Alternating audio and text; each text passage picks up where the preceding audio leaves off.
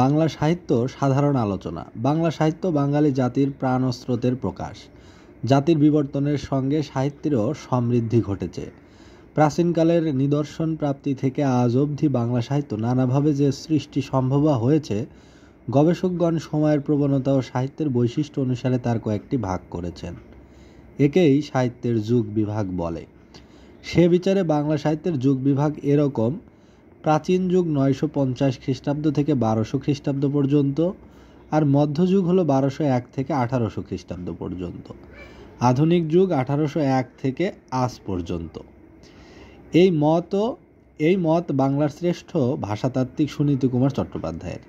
দীনেশচন্দ্র সেন, সুকুমার সেন, গোপাল হালদার, মোহাম্মদ এনামুল হক প্রমুখের যুগ সম্পর্কিত অভিমত উল্লিখিত যুগ বিভাগকে সমর্থন করে। মোহাম্মদ শহীদুল্লাহ মধ্য ও আধুনিক যুগের এই সময় মেনে নিলেও তার মতে প্রাচীন যুগের সময়সীমা 650 খ্রিস্টাব্দ থেকে 1200 পর্যন্ত। তিনি এই মত প্রতিষ্ঠার চেষ্টা করেছেন বটে, কিন্তু প্রামাণিক তথ্য যথেষ্ট মেলেনি। এর প্রধান সমস্যা হলো প্রাচীন গ্রন্থ চর্যার কোনো কবিই এত প্রাচীন ছিলেন না।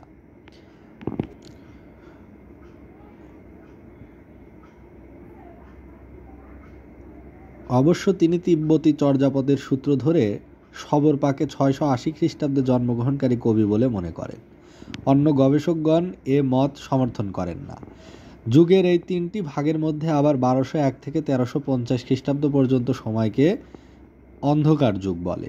এ সময় তুর্কিরা বাংলা দখল করে এবং এর ফলে সামাজিক, রাষ্ট্রিক, অর্থনৈতিক, সাংস্কৃতিক ইত্যাদি ক্ষেত্রে বাঙালির বিপর্যয় সূচিত হয়।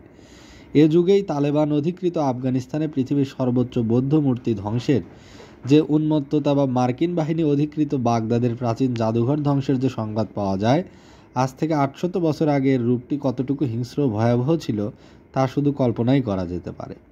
তাই 1201 থেকে 1350 খ্রিস্টাব্দ পর্যন্ত ছিল বন্ধ্যা সময় বা অন্ধকার যুগ। সৃজনশীল মানুষ আত্মরক্ষার তাগিদে দেশ ত্যাগেই ছিলেন ব্যস্ত। সাহিত্য রচিত হবে কি? 1761 থেকে 1860 খ্রিস্টাব্দ পর্যন্ত সময়কে যুগ সন্ধির কাল বলে। মধ্যযুগের শেষ ও আধুনিক যুগের সূচনা লগ্নের এই 100 বছরে চলেছে একটি নীরব প্রস্তুতি। এ প্রস্তুতির প্রধান পুরোহিত ছিলেন কবি ঈশ্বরচন্দ্র গুপ্ত। যুগ বিভাগের এই তথ্যের সঙ্গে অধুনা উচ্চারিত হচ্ছে উত্তর আধুনিকতার কথা। মিশেল ফুকো, এডওয়ার্ড সেইদ, নম চমস্কি প্রমুখের অনুপ্রেরণা পেয়ে বলা হচ্ছে বাংলা সাহিত্যের আধুনিক যুগ 1801 থেকে শুরু হয়ে 1990 খ্রিস্টাব্দে শেষ হয়েছে এবং এখন উত্তরাধুনিক যুগ চলছে।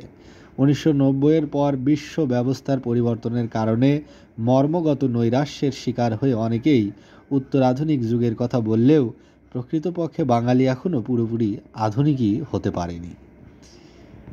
তাহলে এখানে দেখা যাচ্ছে যে বাংলা সাহিত্যের যে সাধারণ আলোচনা, সেখানে বোঝা যায় যে তিনটি ভাগে বাংলা সাহিত্যের যুগ বিভাগ করা হয়েছে। এক হলো প্রাচীন যুগ, 2 মধ্যযুগ, 3 আধুনিক যুগ।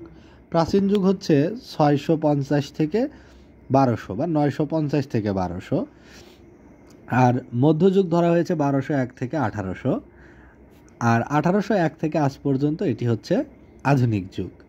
এবং এর মাঝে 1201 থেকে 1350 এই 150 বছর তুর্কিরা বাংলা দখল করে এবং এর ফলে সামাজিক, রাষ্ট্রিক, অর্থনৈতিক, সাংস্কৃতিক সব ক্ষেত্রেই বাঙালির বিপর্যয় সূচিত হয়। সবাই আত্মরক্ষার তাগিদেই দেশ থেকে ব্যস্ত থাকে। সাহিত্য আর রচিত হবে কি? তো অনেকেই 1990-এর পর বিশ্ব ব্যবস্থার যে পরিবর্তন, তাতে করে বলেন যে এই সময়টি উত্তর আধুনিকতা বা উত্তর আধুনিক যুগ বলে বিবেচিত, কিন্তু প্রকৃতপক্ষে বাঙালি এখনও পর্যন্ত আধুনিকই হতে পারেনি, সেখানে উত্তর আধুনিক হবে কি করে? তো এই অংশটুকু পড়া হলো ডক্টর সৌমিত্র শেখর রচিত ভাষা ও সাহিত্য জিজ্ঞাসা বইটি থেকে।